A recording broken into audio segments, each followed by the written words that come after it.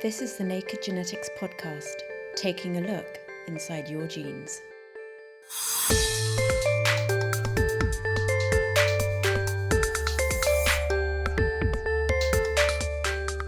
We might joke about the battle of the sexes, but it turns out that it's actually true. Well, at least for 100 or so imprinted genes. We thought that most of these genes were going to be growth regulatory genes and genes that were important in the embryo and the fetus. But as time has gone on, we've found genes that have other properties that are beyond fetal growth. Plus, what opossums can teach us about sex, reporting back from a very special scientific meeting and a superhero-styled Gene of the Month. This is the Naked Genetics podcast for April 2017 with me, Dr. Kat Arney, brought to you in association with the Genetics Society, online at genetics.org.uk.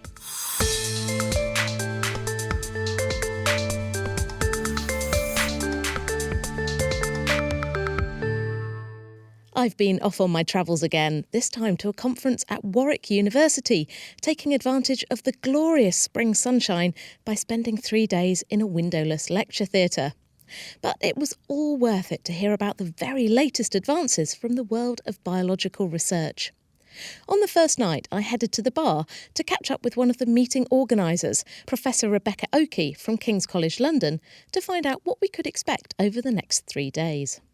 Well, the soul of this meeting is a real combination of the British Society for Developmental Biology, the British Society of Cell Biology and the Genetics Society, bringing together themes that overlap and complement each other. So this is really covering most of the aspects of life, from the genes that are controlling cells, the cells themselves and how they're behaving, and then how that's kind of working as animals and plants grow. Absolutely, and all of that underpinned by obviously genetic mechanisms and molecular biology, and together that just brings the picture into sharp focus around everything from nucleic acids to growing organisms. What are the particular themes that you're really interested in from the Genetics Society point of view?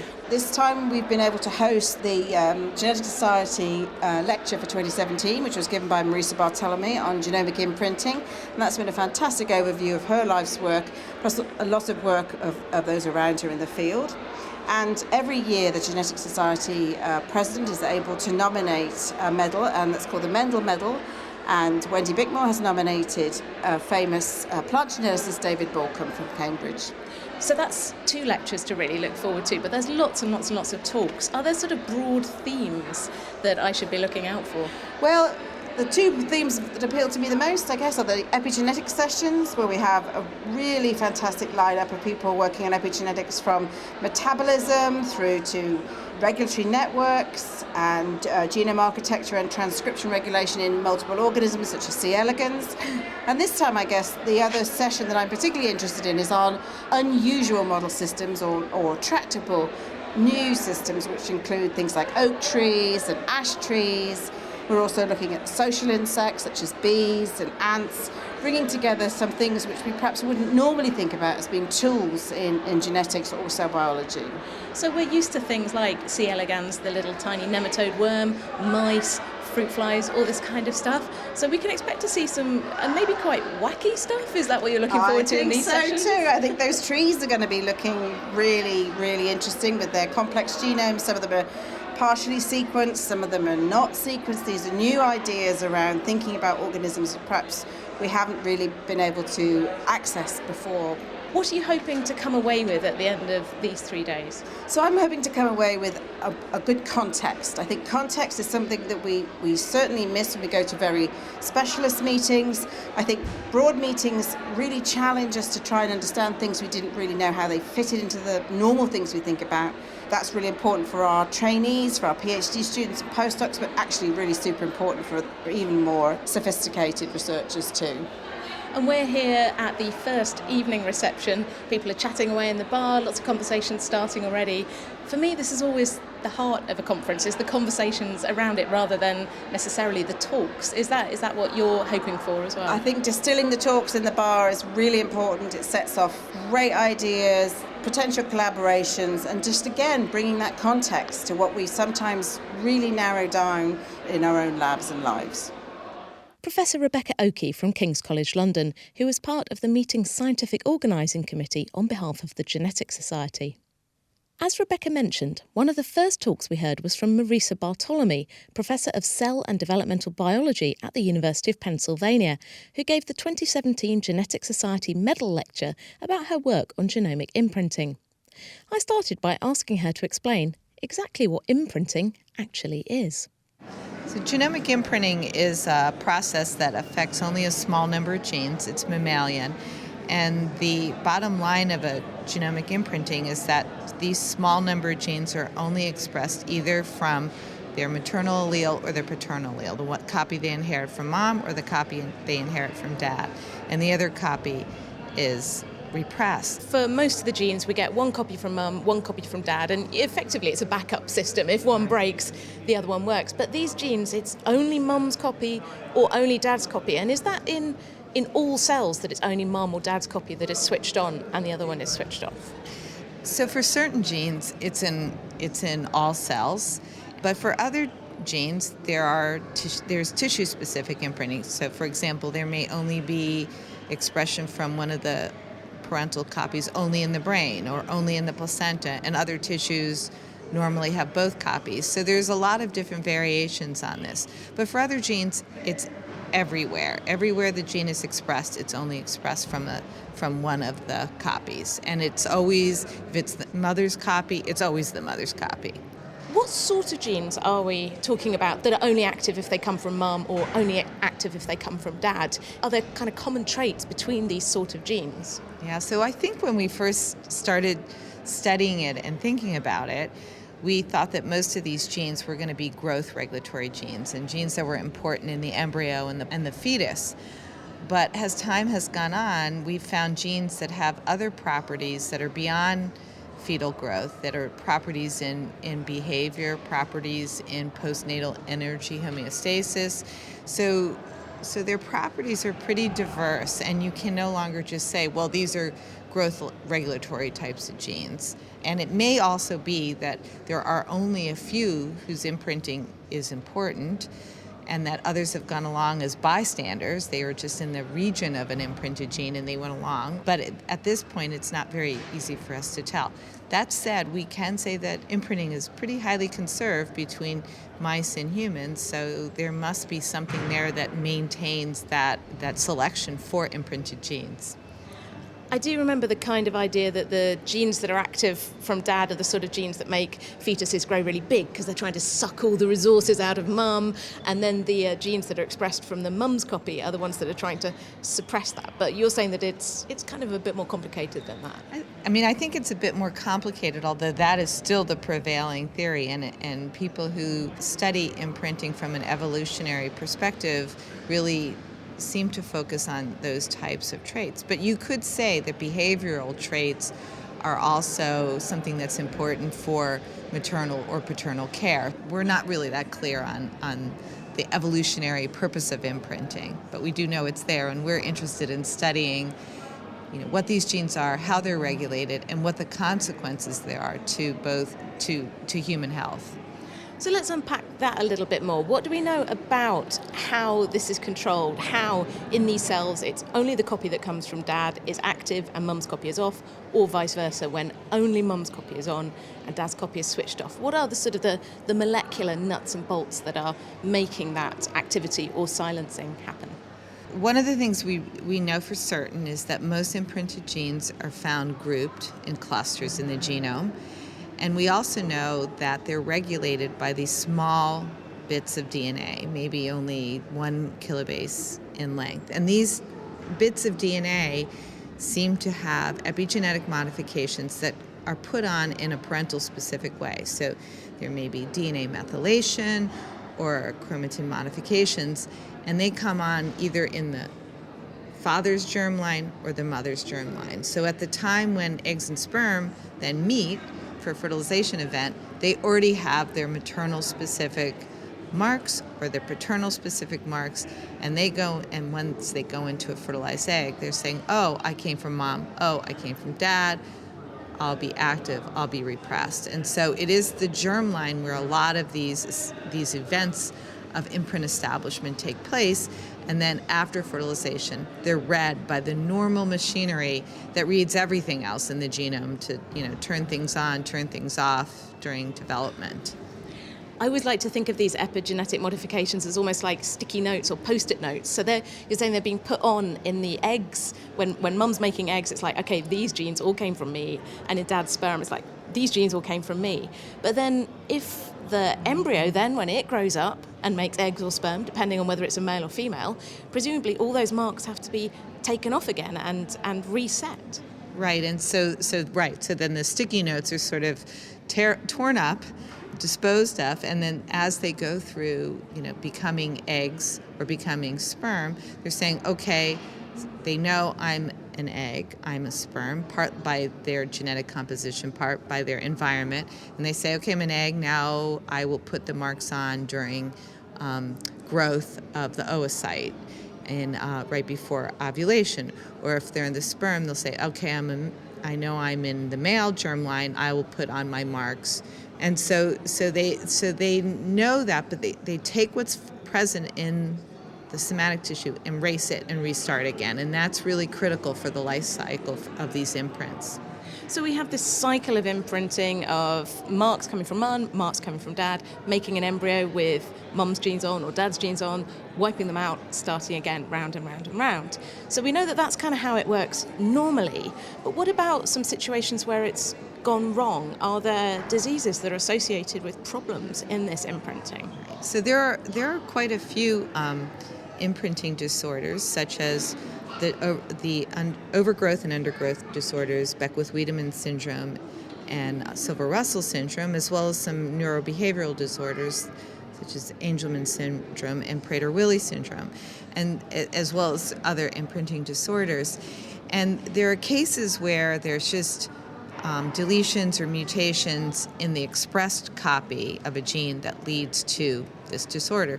But there are also cases of which, depending upon the disorder, how prevalent they are, where they're just mistakes in that marking of the imprint that occurs in the germline, or maybe something happens during gametogenesis where it's erased a little bit, or after fertilization something happens. It's not clear, but what we can see in some of these children that have Beckwith-Wiedemann or Silver-Russell, they'll have a mosaic pattern in their cells, so that some of their cells have their DNA methylation that looks right, normal, and some cells have lost it. And so we don't know if there's something that happens very early in development that leads to this, or if there's an environmental perturbation. One of the things that my lab, as well as a few others, have studied is the effect of assisted reproductive technologies on imprints. And using a mouse model, we have shown that some of the techniques used in assisted reproduction could lead to some mistakes in maintaining appropriate imprints that could lead to these disorders. Basically IVF, in vitro fertilization. Right, that's correct. And there's been an association with increased incidence of Beckwith-Wiedemann syndrome. So the environment that an egg or a sperm or an early embryo in can be very important for appropriate imprints. Now that we know that there are these imprinted genes and starting to understand how they work, what are still the big questions? What do we still really need to know? I think there still are a lot big questions, and that is, how are these genes recognized in the germline to be modified or marked with their parental origin, so they're imprinted? That's another thing that we and others are still working on. So there still are a lot of really important questions to answer, and again, since it affects human health, it is something that we really want to drill down. Marissa Bartolome from the University of Pennsylvania. And now it's time to find out what's been in the genetics news this month. A new paper in the journal Cell prompted a flurry of interest from people wanting to turn back the clock and erase the signs of ageing. Researchers at Erasmus University Medical Centre in the Netherlands discovered that regular doses of a small molecule helps the body to get rid of worn-out and faulty cells, boosting the health and appearance of elderly mice. The chemical, a tiny protein known as a peptide, works by blocking the activity of a protein called FOXO4. This usually interacts with a protein called p53, the so-called guardian of the genome, to keep elderly cells in a state known as senescence, where they stay alive but slow down and age. But if FOXO4 is blocked, then p53 kicks into action and causes these senescent cells to die. Because FOXO4 is only active in senescent cells, the treatment is highly specific and has very few side effects, even if animals were given the chemical for more than 10 months. But even though it seems to be safe in the long term, at least in laboratory mice, the benefits were quick to arrive. The scientists saw fur growing back in balding, ageing mice after just 10 days of treatment, with fitness benefits showing up after 3 weeks and improved kidney function after a month.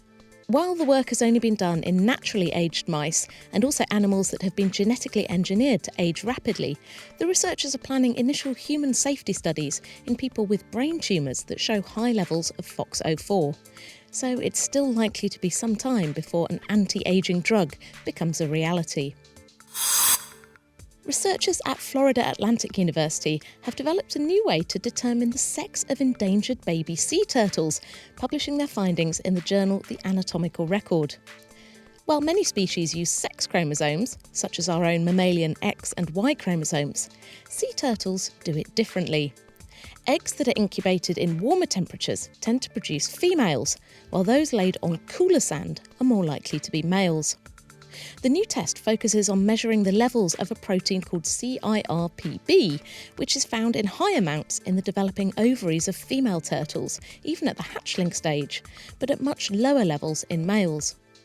When researchers compared CIRPB measurements to conventional turtle sexing techniques, the new test had a 93% success rate for loggerhead turtles and 100% for leatherbacks, suggesting it's reliable and reproducible.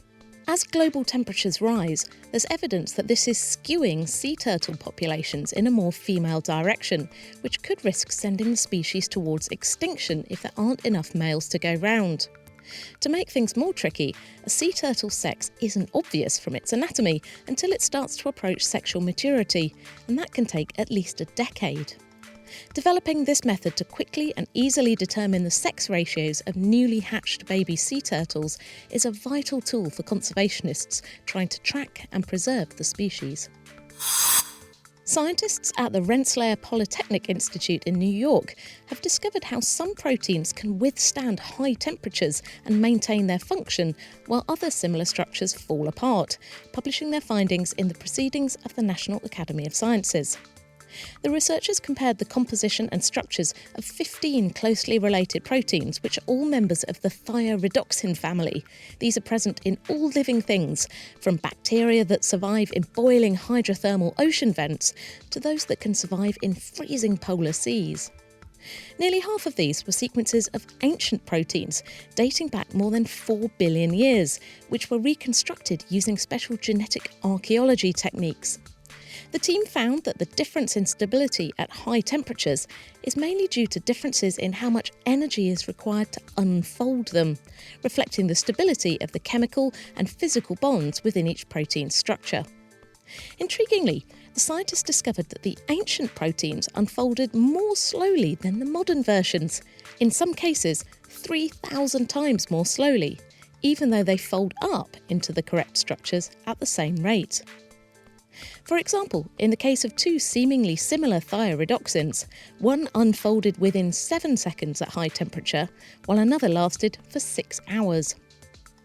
The discovery could provide important clues for biological engineers designing enzymes or other protein molecules that can withstand the high temperatures needed for some industrial applications, suggesting that they should look back into ancient history in search of tomorrow's new ideas.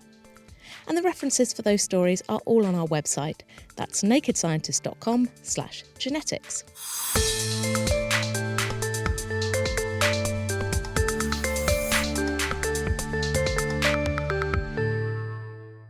You're listening to the Naked Genetics podcast with me, Dr. Kat Arney. Still to come, our Gene of the Month is a bit of a superhero. But first, it's time to hear from another of the speakers at the spring meeting, Bryony Leek from the Francis Crick Institute in London, whose presentation was part of the newly tractable systems strand of talks. I couldn't help but catch up with her afterwards to talk about the animals that she's studying. So we work with opossums. They're from South America and they're about the size of a rat, which makes them a very useful model animal for studying marsupial biology because they're easy to keep in the lab because they're small and they eat a normal diet just like a rat or a mouse would. So what are marsupials and why are they interesting and how are they different from mammals like us? So marsupials are basically an earlier evolutionary form of mammals. They branched away from the kind of mammals that we are about 180 million years ago during evolution. And they're similar in some ways. They feed their young milk and their young develop inside of them. But they're also different in that their babies are born at a much more developmentally early stage, basically still what would look like an embryo in a mouse. And they crawl up the mother's tummy and attach to her nipples and get milk from outside and finish their development there. So they're very useful to study aspects of early development because they're already external to the mums. They're easier to study. And what sort of things are you trying to look at with your opossums? You're keeping them in your lab. Yeah, so they live with us in the Francis Crick Institute in little cages, and we use them to study the sex chromosomes. So in mammals like us, and also in mammals that are marsupials, males have an X chromosome and a Y chromosome, and females have two X chromosomes. And we're interested in learning how those sex chromosomes have evolved. For example, how is it possible for females to have two X chromosomes and therefore twice as many genes from the X chromosome as a male that only has one? And we know that in mice, female mice actually cope with this by turning off one of their X chromosomes, so they have the same amount of X chromosome genes as in a male. And we're interested in studying how the same process might be happening in marsupials and what that can tell us about the evolution of that process. There are some other kind of animals. There's things like duck-billed platypuses that they're not marsupials, they're not mammals, they are something else. Mm-hmm. What do we know about them? So those are called monotremes, and they are also mammals because they feed their young with milk, but unlike marsupials and us, they lay eggs, so their babies do not develop inside of them in a womb. And they're even stranger. They actually don't have the same sex chromosomes that we have, or that opossums have. They have 5 X chromosomes and 5 Y chromosomes. Wow. It's quite a confusing picture, actually. There are some really great researchers in Australia who work on them, but they're quite hard to study because they're quite rare, so not much more is really known about them. In terms of understanding how this X chromosome, Y chromosome business works, what do you still want to find out about how the opossum's X and Y chromosomes work? That's a really cool question. So it's known in a mouse that the way that the X chromosome gets shut down is that one special gene makes a very, very long RNA, lots and lots of copies of it. And this RNA wraps all around the chromosome that's going to be shut off, basically like tying something up in a bunch of string to compact it. And our lab has found a similar gene in opossums that seems to do the same thing, but it's not the same gene. So they've evolved separately throughout evolution, but to do basically the same job, which is quite cool. And we're interested in learning about what happens next. So we know about this special gene that shuts things down, but in mice there are lots of secondary and tertiary processes that then happen to make sure that chromosome stays turned off.